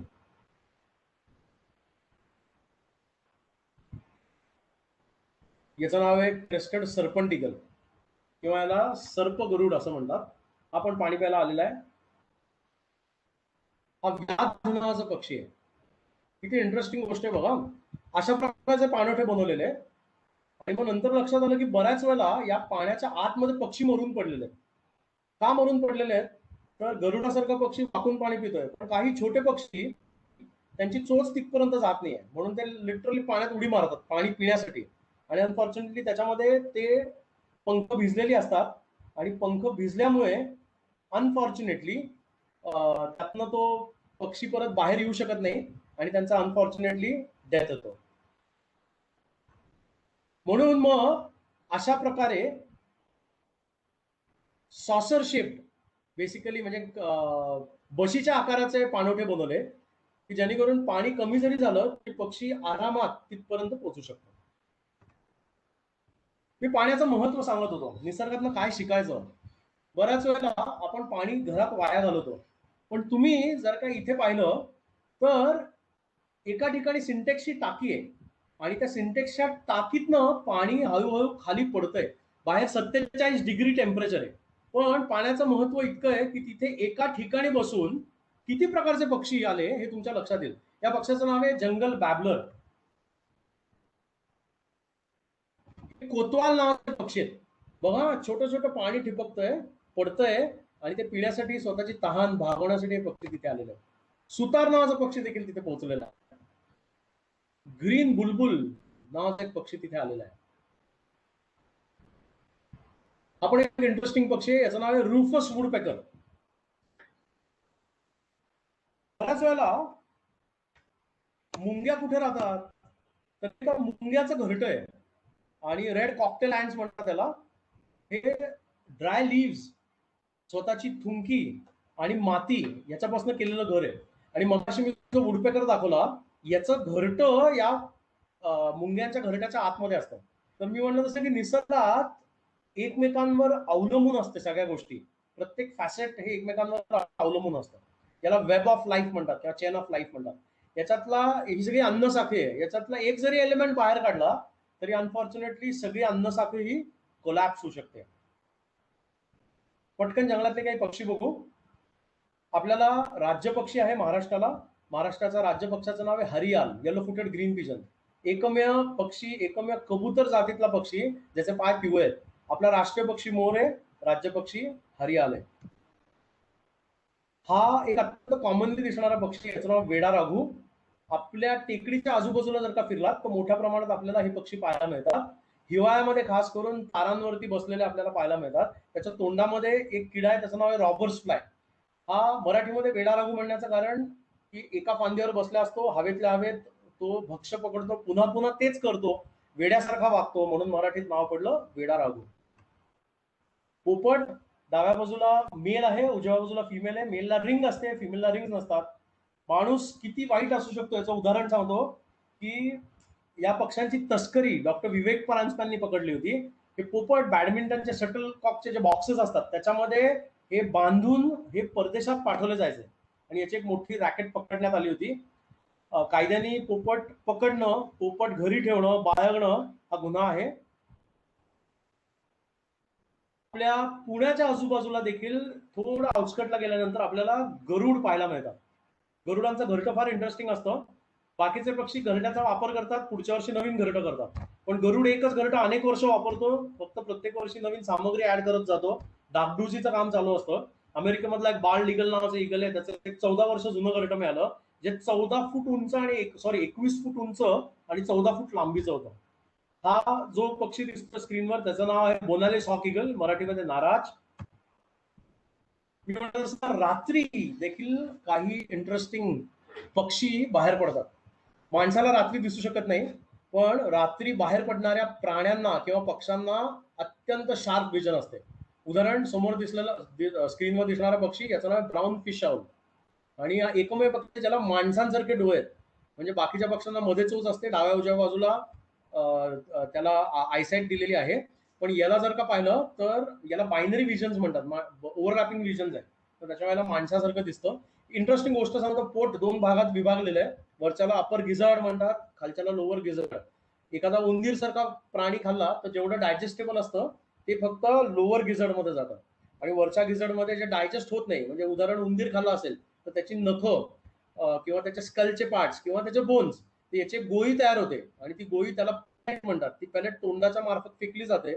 काही निसर्गप्रेमी हे पेलेट्स गोळा करतात आणि त्यातनं हे घुबड काय खातं याचा अभ्यास करतात. अत्यंत इंटरेस्टिंग असं जनावर आहे. एकमेव पक्षी की ज्याचा उडताना आवाज येत नाही, त्याला फ्लाइटलेस किंवा फ्लाइटलेस नाही, सायलेंट फ्लायर्स म्हणतात. आवाज न करणारे. आवाज केला ऑब्व्हियसली रात्री बेसिकली हे ऍक्टिव्ह असणार घुबड आहे, त्याच्यावर रात्री आवाज करत उडालं तर त्याला खायलाच काही मिळणार नाही, म्हणून त्याला स्पेशल अडॅप्टेशन. डोळे बघा किती इंटरेस्टिंग आहे. मेळघाटमध्ये आम्ही काही वर्षांपूर्वी गुबडं पाहिली ज्यांचे डोळे काढले होते आणि अंधश्रद्धेपोटी ते डोळे ताबीजमध्ये घालून ताबीज दंडावर बांधल्यानंतर माणसाला कसलीच भीती वाटत नाही. अशा अंधश्रद्धेसाठी अनफॉर्च्युनेटली मोठ्या प्रमाणात गुबडांची हत्या होते. ब्लॅक मॅजिक मध्ये मोठ्या प्रमाणात वापरलं जातात. प्राण्यांमध्ये खूप गोष्टी बघण्यासारख्या आहेत. आपल्याकडे वेळ कमी आहे, मी पटकन तुम्हाला काही प्राणी दाखवतो. याला जंगलाचे वार्ताहर म्हणतात. बऱ्याच वेळेला जंगलांमध्ये कम्युनिकेशन किती पक्क असतं याची उदाहरणं आपल्याला जंगलात मिळतात. एखादा व्याघ्र जातीतला प्राणी बाहेर पडला किंवा रानकुत्री बाहेर पडली की धोक्याची सूचना देणारे काही प्राणी असतात. त्यातला एक वानर, त्याला गमतीमध्ये जंगलाचा वार्ताहर असं म्हणलंय, रिपोर्टर म्हणलंय, कारण तो ओरडत असतो की बाबा रे वाघोबा बाहेर पडलेला आहे. आणि याच्यामध्ये नॉर्मली हे सगळे ग्रुप्समध्ये असतात, कल्पांमध्ये असतात. तुम्ही जर का तुम्हाला एक मी नक्की सांगेन की नागझिरा मध्ये तात्यांनी एक पुस्तक लिहिलं होतं, नागझिरा, आणि दुसरं सत्तांतर नावाचं त्यांचं पुस्तक आहे, तर ते मिळालं तर जरूर वाचा. पण यांच्याकडनं खूप शिकण्यासारखं आहे. वानरांचे हावभाव पण इंटरेस्टिंग असतात. जंगलामध्ये अत्यंत कॉमनली दिसणारं अजून एक जनावर म्हणजे स्पॉटेड डिअर्स किंवा चितळ. याच्यामध्ये शिंग जी असतात ती नराला असतात, माद्यांना नसतात. शिंग प्रत्येक वर्षी गळतात, पण वेळेनुसार निसर्गात काही वाया जात नाही. निसर्गात खूप शिकण्यासारखं आहे की जी पडलेली शिंग असतात ती काही प्राणी म्हणजे उदाहरण रानडुकरं किंवा सालिंदर ही चघळतात, त्यातनं कॅल्शियम कंटेंट मिळतं. चिंकारा, तुम्हाला सगळ्यांना प्रसिद्ध अभिनेता माहिती असेल ज्यांनी याची शिकार केली. तर नर आणि मादी दोघांनाही शिंग असतात. हे अँटिलोप जातीतलं आहे, डिअर फॅमिलीतलं नाहीये. अँटिलोप, सारंग आणि कुरंग. वाघाचं आवडतं खाद्य, वाघाविषयी खूप बोलणार काय तर, पण वाघाचं आवडतं खाद्य, वाघाचं जर का मेनू कार्ड पाहिलं तर सगळ्यात पहिल्यांदा याचं नाव असतं. याला मराठीमध्ये सांबर डिअर म्हणतात. साधारण 250 किलोचं असतं. वाघाला एका आठवड्यात खाण्यासाठी जवळजवळ 1 हरण लागतं, म्हणजे 250 किलोचा प्राणी मारल्यानंतर 1 आठवडा त्याची भूक भागते. वर्षाला ऑब्व्हियसली 52 हरणं. आणि वाघाचं एकदम फेवरेट फूड आहे सांबर डिअर, ही मादी आहे. रानडुक्कर जंगलातलं, याला जंगलातला शेतकरी म्हणतात, कारण वेगवेगळ्या कारणांसाठी, वेगवेगळे रूट्स खाण्यासाठी, आतले फ्रुट्स खाण्यासाठी बेसिकली त्याला समोरच्या बाजूला सुळे असतात नराला, ते सगळं उकरलं जातं आणि मग ते रूट्स खाऊ शकतात. इंडियन फॉक्स, त्याला चुकून कोल्हा म्हणतो आपण. लहानपणापासून कोल्हा म्हणजे फॉक्स शिकवलं जातं. बऱ्याचशा गोष्टी लहानपणापासून शिकवलेल्या आहेत त्या सगळ्या खोट्या आहेत. उदाहरण आपल्याकडे एक गोष्ट अशी होती की समोरनं एक मित्राची जोडी असते आणि तिथून एक अस्वल येत असतं. एक मेल्याची ऍक्टिंग करतो आणि दुसरा माणूस झाडावर चढतो. अस्वल मोठ्या झाडावर व्यवस्थित चढू शकतो. खोकड, याला मराठी नाव खोकड आहे, इंडियन फॉक्स, कोल्हा नाही. हा वुल्फ म्हणजे लांडगा, जॅकॉल म्हणजे कोल्हा, आणि जंगलातला अजून एक ताकदवान जनावर म्हणजे रानकुत्र. कम्युनिकेशन हे जंगलामध्ये शिकण्यासारखं आहे. बऱ्याच वेळेला माणसं कम्युनिकेशन पेक्षा मिसकम्युनिकेशन खूप करत असतात. पण कम्युनिकेशन शिकायचं असेल तर रानकुत्र्यांकडनं शिकण्यासारखं आहे. United we stand, divided we fall असं एक प्रिन्सिपल वापरलं जातं की नॉर्मली 5, 10, 15, 20, 40 मेंबर्स पर्यंत यांचं टीमवर्क असतं आणि एखाद्या प्राण्याच्या मागे त्याला पळवतात आणि त्याला दमवून बेसिकली त्याचे लचके, जिवंतपणेच प्राण्याचे लचके तोडले जातात. ही जरी कुत्री असली तरी ही भुंकत नाही, म्हणजे ते कांट बार्क, ते विसल नॉर्मली. त्याच्यामुळे इंग्लिशमध्ये विसलिंग हंटर्स, ढोल, सोनकुत्री, देवकुत्री, कोसुंद अशा वेगवेगळ्या नावांनी याची ओळख आहे. जंगलातलं एक अत्यंत ताकदवर जनावर. टीम ऍक्टिव्हिटी जर का शिकायची असेल तर मला असं वाटतं रानकुत्र्यांकडनं खूप गोष्टी शिकण्यासारख्या आहेत. Communication, unity of direction, unity of command, आणि सगळ्यात महत्वाचं आहे ते म्हणजे टीमवर्क. महाराष्ट्राचा राज्य प्राणी बऱ्याच लोकांना माहिती नसतो. उंदराच्या जातीतला आहे, एक प्रकारची खार आहे, याला जायंट स्क्विरल म्हणतात. भीमाशंकर अभयारण्य हे बेसिकली या प्राण्याला संरक्षण देण्यासाठी घोषित करण्यात आलं होतं. जंगलातला अजून एक मोठा प्राणी म्हणजे गवा. पुण्यातल्या लोकांना माहिती की आपल्याकडे एकदा एक रादर 2 वेळा गव्याने व्हिजिट केली. अनफॉर्च्युनेटली पहिल्या इन्सिडेंट मध्ये गवा गेला. त्याचं वजन फक्त 1000 किलो. जस्ट इमॅजिन, 1 टनाचा प्राणी आहे, पण तरीही वाघ याची आरामात शिकार करू शकतो. महाराष्ट्रात नव्हते, पण आता आपल्याकडे 6 हत्ती आहेत. तुम्ही जर का तिल्लारीच्या परिसरात गेलात, आंबोलीच्या परिसरात नांगरतास नावाचा एरिया आहे, तिथे त्या परिसरामध्ये एकूण 6 हत्ती आहेत. आतापर्यंत महाराष्ट्र राज्य सरकारने, वन विभागाने 6 कोटी रुपये खर्च केलेत हत्तींना पळवण्यासाठी. पण अनफॉर्च्युनेटली ते काय गेले नाहीत. त्यांना आपला प्रदेश खूप आवडला, म्हणून 6 हत्ती आता ऑफिशियली आपल्याच राज्यामध्ये राहतात. अस्वल अत्यंत अनप्रेडिक्टेबल जनावर. बऱ्याच वेळेला जंगलांच्या आजूबाजूला जे ऍक्सिडेंट्स होतात तर त्याच्यामध्ये मुळात मेन कल्प्रिट हा प्राणी असतो. हल्ले कधी केले जातात? मोहा, आता मोहाचा सीझन आहे, मोहा रात्री उमलतं फुल, पहाटे गळून पडतं, आणि पहाटे आदिवासी लोक वन विभागाची नजर चुकून जंगलात जातात. अस्वलाचं पण आवडतं खाद्य मोहाची फुलं आहेत, आणि ताजी ताजी फुलं वेचायला आणि अस्वल ऑब्व्हियसली ताजी फुलं खायला एकाच ठिकाणी बऱ्याच वेळेला समोरासमोर येतात, आणि अनफॉर्च्युनेटली अस्वल अत्यंत भीषण पद्धतीने अटॅक करू शकतो. याची जी नख आहेत, परत लहानपणापासून एक गोष्ट असते की अस्वल गुदगुल्या करून मारतं. नखांचा आकार बघा, या नखांनी कधीच गुदगुली येऊ शकत नाही. आपले जे स्काल्प असतं, अलगदपणे हात फिरवलं तरी स्काल्प अख्खं हातात येऊ शकतं. बिबट्यांबद्दल खूप बोलण्यासारखं आहे, पण बिबट्याकडनं एक शिकण्यासारखं आहे, ते म्हणजे पेशन्स. निसर्गातनं काय शिकायचं तर पेशन्स. दुसरी गोष्ट की टाइम मॅनेजमेंट. तुम्हाला एक गंमत म्हणून फक्त उदाहरण सांगतो. आपल्याकडे बोरिवली नॅशनल पार्क आहे. बोरिवली नॅशनल पार्कच्या जवळ एक सोसायटी होती. त्या सोसायटीमध्ये कॅमेरा बसवण्यात आला, आणि मग कॅमेऱ्यातले रिझल्ट नंतर काढल्यानंतर लक्षात आलं की कॅमेरामध्ये एक लेपर्ड बरोबर 5:30ला एका ठराविक रस्त्यावरनं चालायचं. जेव्हा हे तिकडच्या चेअरमनला सांगितलं तर तेव्हा चेअरमनच्या पायाखालची जमीन सरकली होती. तो चेअरमन म्हणला, मी फिरायला जातो, मला कधीच दिसला नाही. म्हणून आम्ही त्याला रेकॉर्डिंग दाखवलं. तर त्या रेकॉर्डिंगमध्ये इंटरेस्टिंग गोष्ट अशी असायची, तो 5:30ला जायचा असं आम्हाला सांगायचा, तर 5:25 कधीतरी तो जाताना त्या व्हिडिओमध्ये दिसतोय, कधीतरी 5:31 तो चालतोय, 5:32 चालतोय. पण दररोज लेपर्ड न चुकता बरोबर 5:30ला त्या रस्त्यावरनं चालताना पाहायला मिळतोय. त्याच्यामुळे टाइम मॅनेजमेंटच्या बाबतीत hats off to leopard. Highly adaptable जनावर. तुम्ही म्हणाल त्या हॅबिटॅटमध्ये आपल्याला पाहायला मिळतो. तुम्ही डेझर्टमध्ये जा, तिथे आहे. हिमालयात जा, हिमबिबट्या आहे. मॅनग्रुव्ह मध्ये जा, तिथे लेपर्ड आहे. शहरात विचार करा, लेपर्ड आहे. ऊसाच्या शेतीमध्ये जा, ऊसाच्या शेतीमधला लेपर्ड आहे. त्याच्यामुळे हायली अडॅप्टेबल जनावर आहे. आपल्याकडे वाईल्ड लाईफ जशी आहे तसा फ्लोरा फाउना पण मोठ्या प्रमाणात आहे. कास हे पठार आहे, कास सारखी असंख्य पठार आहेत. पण अनफॉर्च्युनेटली टुरिझम काही प्रमाणात कंट्रोल पूर्वी नव्हता, म्हणून मोठ्या प्रमाणात याचं नुकसान झालं. आता तो रेग्युलराइज, म्हणजे त्याला कंट्रोलमध्ये आणलंय. पूर्वी पाचगणीचं पठार पण असं फुलायचं. युट्रिक्युलिया नावाची वनस्पती आहे. हे इम्पेशन्स किंवा तेरडा. पूर्वी एक हत्तींवरनं टायगर बघायचंय, त्याला टायगर शो म्हणायचंय, पण हा विकृत प्रकार होता, तो फॉरेस्ट डिपार्टमेंटने बंद केला. जस्ट इमॅजिन, हत्तीने शिकार केली असायची, सॉरी वाघाने शिकार केली असायची, हत्तीच्या पाठीवर बसायचं आणि वाघ खाताना बघायचा असा. इमॅजिन तुम्ही जेवताय आणि जेवताना एकदम 1000 लोक तुमच्या समोर आहेत, तर तो डिस्टर्ब व्हायचा, म्हणून ही ऍक्टिव्हिटी थांबवली. 2 मिनिटात आपण थांबू. पेशन्स खूप महत्वाचा असतो आणि माणसाचा पेशन्स किती कमी असतो ते हे या स्लाइडवर तुम्हाला दिसेल. इथे पहिली जी गाडी आहे तर त्यांनी अर्धा तासापूर्वी एक टायगर पाहिलेला असतो आणि हळूहळू जशी जशी जिप्सी आपण पुढे घेत जाऊ, सगळ्यात शेवटची जिप्सी असते त्यांनी तर खरं काहीच पाहिलं नसतं, पण बाहेर जाताना सांगतात हमने 2 टायगर्स देखे. पेशन्स संपलेला असतो लोकांचा. निसर्गामध्ये नेहमी रूल लक्षात ठेवायचा, बाप दाखवून आहे तर श्राद्ध कर. जे काय पाहिलंय त्याचं डॉक्युमेंटेशन असेल तरच बोल, नसेल पाहिलं तर बोलू नको. इथे या गाडीच्या मागच्या बाजूला एक पाणवठा आहे आणि पेशन्स काय असतो याचं उदाहरण सांगतो. इथे जवळजवळ 1.5 तास ही लोक या पाण्यावर आहेत आणि 1.5 तास डाव्या बाजूला हा गवा इथे तुम्हाला दिसत असेल, हा वाट बघतोय की ही गाडी कधी जाईल, या गाड्या कधी जातील आली, मला पाणी कधी पिता येईल. किती पेशन्स असू शकतो प्राण्यामध्ये, त्याचं उत्तम उदाहरण आहे. आणि मग मात्र त्याचा पेशन्स कुठल्या तरी एका पॉइंटला संपला आणि त्या गव्याने ठरवलं की आपण आता काही झालं तरी माझ्या जंगलात आहोत, तर त्याच्यामुळे आता माझं राज आहे. तो बाहेर आला, मधली ती गाडी निघून गेली.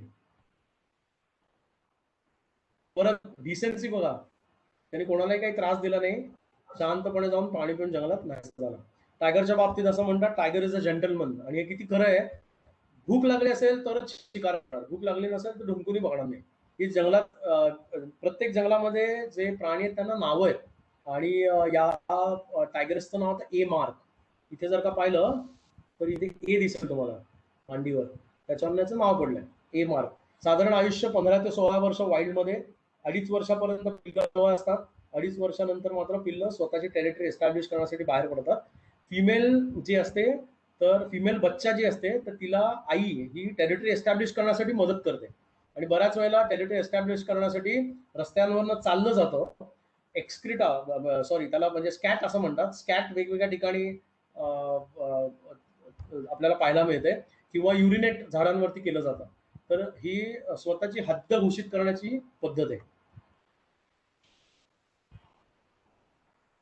बऱ्याच वेळेला फॉरेस्ट डिपार्टमेंटच्या संदर्भातल्या उलट्या सुलट्या बातम्या येत असतात, पण मित्रांनो एक नेहमी लक्षात ठेवायचं की जंगल हे ओपन ट्रेजर आहे, त्याला मल्टिपल एंट्री पॉइंट्स आहेत आणि त्याचं जर का वासनेस पाहिला, तुम्ही ताडोबाचं उदाहरण घेतलं तर 600 साधारण 74 स्क्वेअर किलोमीटरचा गाभा आहे म्हणजे कोर एरिया. त्याच्या बाहेरच्या बाजूला बफर सगळा मिळून जर का त्याचा पसारा पाहिला तर 1700 स्क्वेअर किलोमीटर. 1700 स्क्वेअर किलोमीटरला कुंपण घालणं अवघड असतं. त्याच्यामुळे फॉरेस्ट डिपार्टमेंटचं काम हे खरंच अवघड आहे. तरीही वन विभाग त्यांचे जे काही रिसोर्सेस आहेत तर त्याच्यामध्ये जास्तीत जास्त काम करण्याचा प्रयत्न करतात. हे उदाहरण आहे, इथे वाघीण चालली आणि समोरनं पेट्रोलिंग करणारी 2 लोक येतात. या माणसांनी गाडी साईडला घेतली, ती वाघीण शांतपणे शेजारून निघून गेली. एक गंमत म्हणून दाखवतो. वाईल्ड लाईफ प्रोटेक्शन ऍक्ट आहे. वाईल्ड लाईफ प्रोटेक्शन ऍक्ट मध्ये असं म्हणलेलं आहे की जर का गावामध्ये येऊन वाघाने शिकार केली तर एखादी गाय मारली तर त्याचं कॉम्पन्सेशन हे बेसिकली फॉरेस्ट डिपार्टमेंट ज्याचं ते जनावर असेल त्याला, गाय मेली असेल तर त्याला त्याची अमाऊंट मिळते. हा B2 नावाचा एक फेमस टायगर होता, त्याला बहुतेक वाईल्ड लाईफ प्रोटेक्शन ऍक्ट माहिती होता. हा काय करायचा की शिकार बाहेर करायचा आणि हळूच ती जी कॅटल असायची ती मारून आतमध्ये आणायचा, त्याच्यामुळे कधीच कॉम्पन्सेशन मिळायचं नाही. पण फॉर्च्युनेटली माझ्या मित्राला व्हिडिओ मिळाला, तो व्हिडिओ फॉरेस्ट डिपार्टमेंटला देण्यात आला आणि नंतर त्याला त्याचं कॉम्पन्सेशन मिळालं.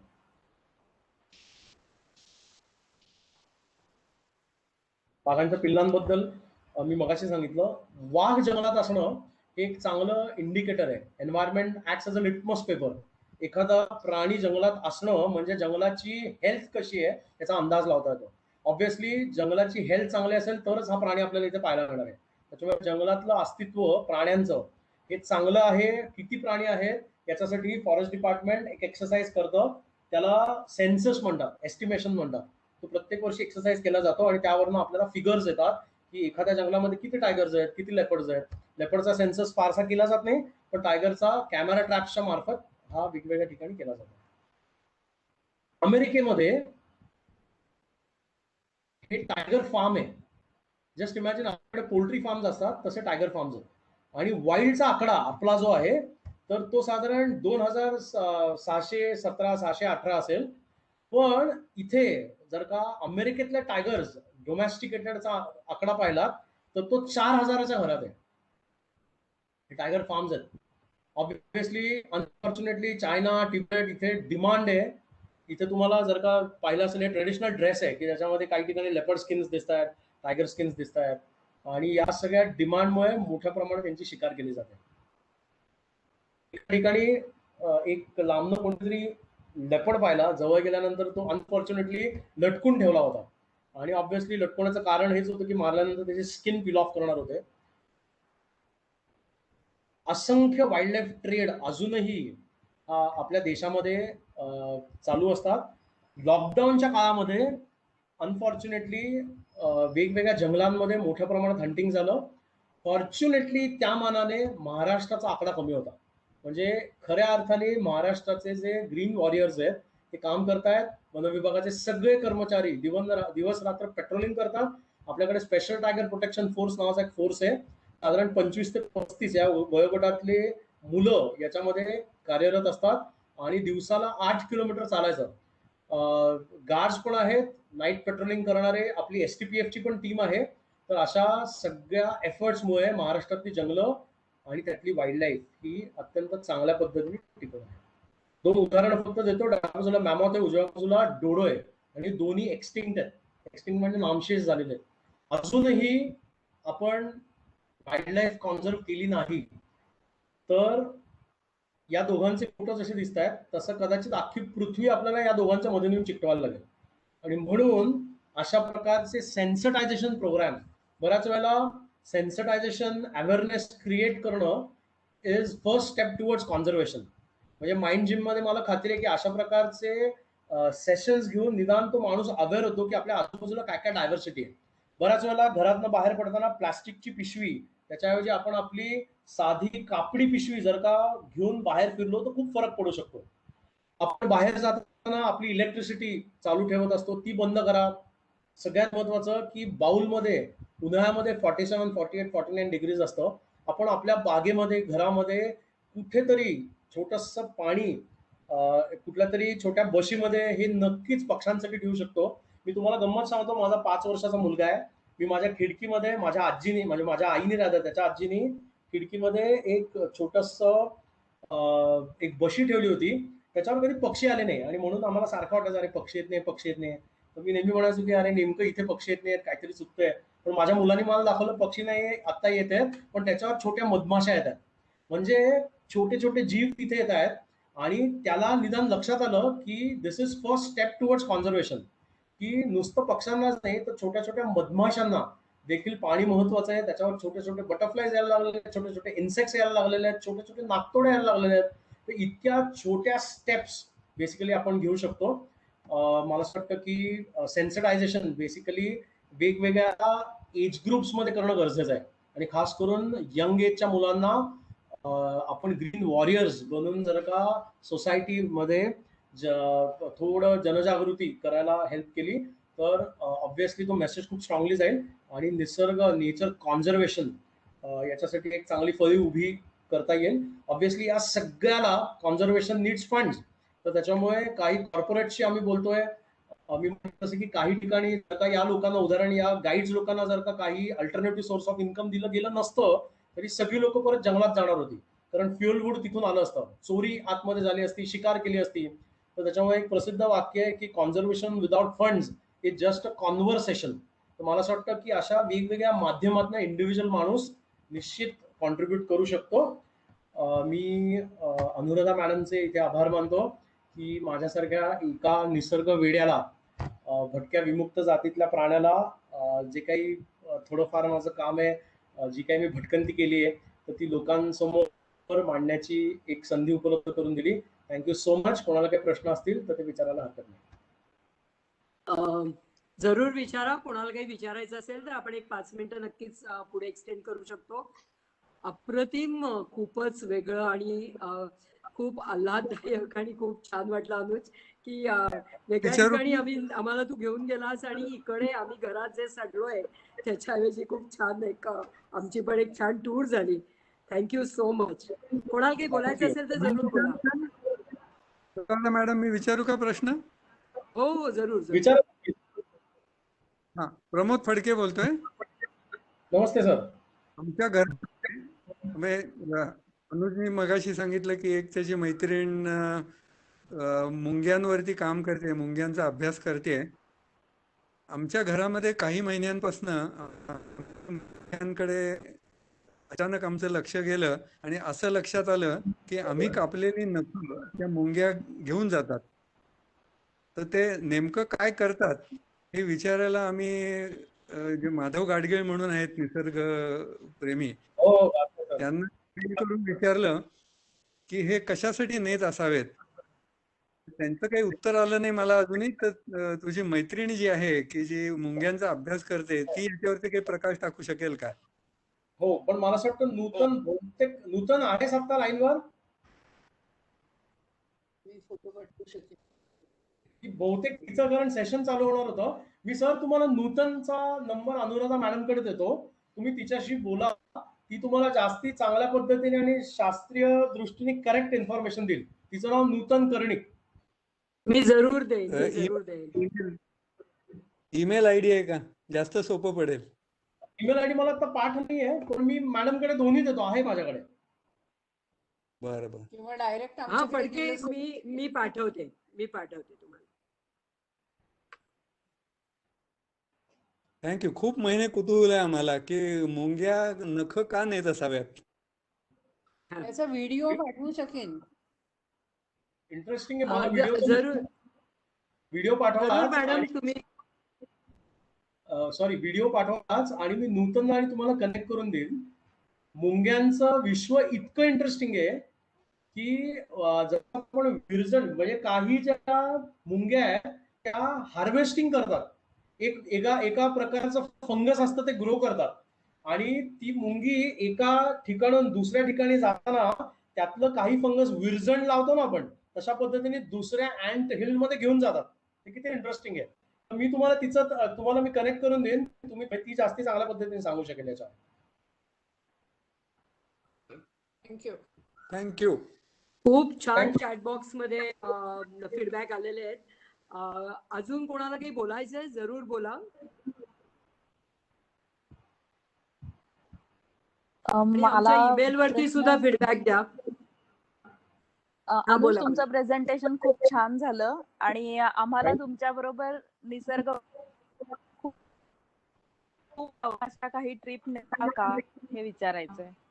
100% आपला लॉकडाऊन संपला की 100% जंगलात जाऊ. मी ऍक्च्युली खरं सांगतो की हे सगळं ना जंगलात बघायला जी मजा येते ना ती या कुठल्याच सेशनला येत नाही. आपण निश्चित जाऊ मॅडम.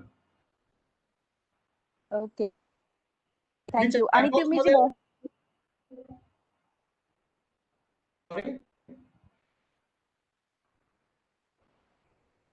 मी चॅटबॉक्स मध्ये नूतन कर्णिक यांचा नंबर पाठवला आहे, तर तुम्ही त्यांच्याशी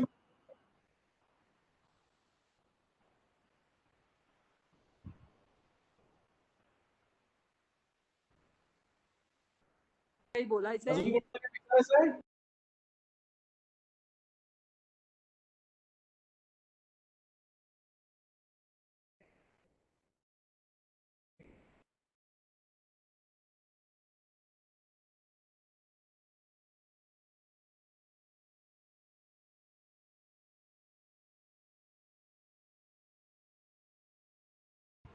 येस, कोणाचा काही प्रश्न? मला खूप आनंद होतोय की लोकांना हे सेशन खूप आवडतंय असं दिसतंय. चॅटबॉक्स मध्ये खूप हे आलंय. लॉकडाऊन संपायची सगळ्यांना कदाचित वाट पाहत आहेत की त्यांना कुठेतरी जायला मिळेल. आणि अनुज खरे डेफिनेटली नेचर पिकनिक्स, नेचर सहली, निसर्ग सहली अरेंज करतात. तर त्यांचा एक नंबर त्यांच्या परवानगीने मी फॉरवर्ड करीन किंवा त्यांचं पॅम्पलेट जर का मिळालं तर ते फॉरवर्ड करीन मी तुमच्या ह्याच्यावर. तर अनुज मनापासून धन्यवाद. आणि खूप वेगळ्या विश्वात 1 तास 1.5 तास आम्ही करोनाची नास्ती, करोनाविषयीचे न्यूज हे न बघता काहीतरी वेगळं बघितलं आणि तो विचारही नाही केला. आणि हे केवळ तुमच्या सगळ्या लोकांमुळे शक्य आहे. तर मनापासून धन्यवाद आणि परत Thank you. ऑफलाईन नक्की भेटूया. नक्की 100%. Thank you so much. Thank you thank you. अजून थँक्यू. Bye bye. काही प्रश्न नसेल तर कळवा मला. निश्चित जरूर, निश्चित जरूर. मॅडम, निश्चित. Thank you so much. Thank you thank you Anuj. Thank you. धन्यवाद.